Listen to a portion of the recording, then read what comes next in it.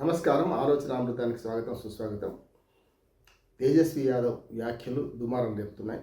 Parliament సాక్షిగా ఆంధ్రప్రదేశ్ విభజన బిల్లును వ్యతిరేకిస్తూ ఇవాటికి మోకాటికి బోడగుండికి ముడిపెడుతూ మహిళా బిల్లు విషయంలో మాట్లాడుతున్న ఆయన మాట జారారు, నోరు జారారు. దాన్ని పాకిస్తాన్ ఇండియా విభజనతో పోల్చారు. ఈ దుర్మార్గమైన విషయం ఖచ్చితంగా ఖండించాలి అందరం కూడా, తెలంగాణ వాదులందరం కూడా.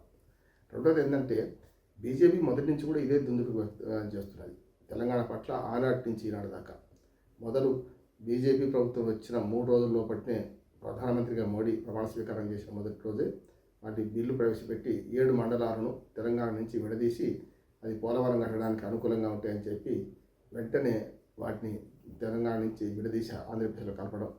చివరికి భద్రాద్రి రాముడు భూములను కూడా మరి మన గ్రామాల్లో ఉంటే వాటిని కూడా భద్రాద్రి మనకు కేవలం భద్రాచలం పట్టణం తప్ప మిగతా అంత పట్టణం చుట్టుపక్కల ఉన్న భూములన్నీ కూడా ఆంధ్రప్రదేశ్లో కలపడం చేసిన మొట్టమొదటి తప్పు. తర్వాత చాలాసార్లు బీజేపీ నాయకులు, ముఖ్యంగా ప్రధానమంత్రితో సహా తల్లిని చంపి పిల్లలు బతికించారు అని ఎన్నోసార్లు అన్నాడు. దుర్మార్గమైన విషయం. బీజేపీ ఎప్పుడు కూడా తెలంగాణకు వ్యతిరేకంగానే ప్రవర్తిస్తుంది, తెలంగాణకు వ్యతిరేకంగానే మాట్లాడుతున్నది. అధికారం మాత్రం కావాలంటుంది, డబుల్ ఇంజన్ సర్కార్ కావాలంటుంది. ఆనాటి నుంచి ఈనాడు దాకా 12.5 సంవత్సరాలుగా బీజేపీ ఆంధ్రప్రదేశ్కు అంటే ఎవరు ముఖ్యమంత్రి ఉన్నా అటుపక్క సహాయం చేస్తూ అటుపక్కనే మొగ్గుతూ మొదటి నుంచి తెలంగాణకు అన్యాయం చేస్తున్నది. ఆనాడు విభజన జరిగిన తర్వాత కాంగ్రెస్ పార్టీ అధికారంలోకి రాలేదు. ప్రత్యేక హోదా సంగతి ఏమైంది అంటే ఇప్పటికీ ఆంధ్రప్రదేశ్కి ఇచ్చిన సందర్భం పోలే. కానీ అయినా సరే వాళ్లకు అటు ఆంధ్రప్రదేశ్ వైపే మొగ్గు చూపుతూ మరి ఒక జాతీయ ప్రాజెక్టు మన అందులో పెట్టారు, తప్పలేదు. కానీ తెలంగాణకు ఒక జాతీయ ప్రాజెక్టు ఇవ్వకుండా ఆనాడు కేసీఆర్ ఎన్నో రకాలుగా అన్ని బిల్లులకు మనకు సహకారం అందించినా కూడా మన తెలంగాణకు ₹1 ఇచ్చింది లేదు. తెలంగాణకు అన్యాయం చేసింది, మరీ మాటల దాడులు చేస్తుంది. ఆనాడు ప్రధానమంత్రి నరేంద్ర మోడీ చేసిన వ్యాఖ్యలు ఖండించదగ్గవే. ఇప్పటికీ ఆ బీజేపీ ఆ తప్పు మళ్ళీ చేస్తున్నది.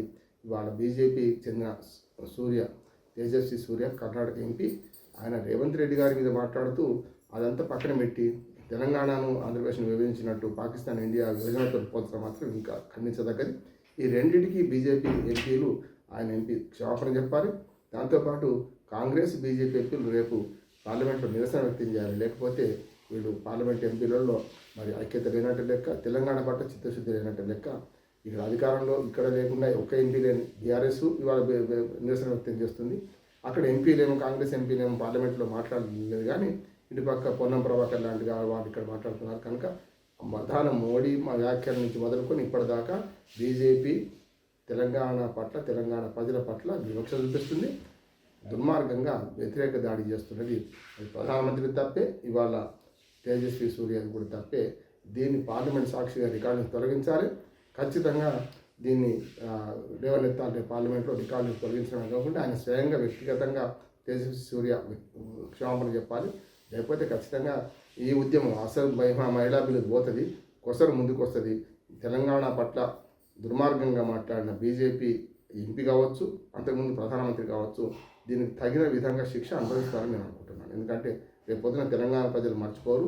ఇవాళ కాకపోతే రేపు కారంబు రాగానే కాటేసి తీరుతారు. ఖచ్చితంగా అది జరుగుతుందని నేను అనుకుంటున్నాను.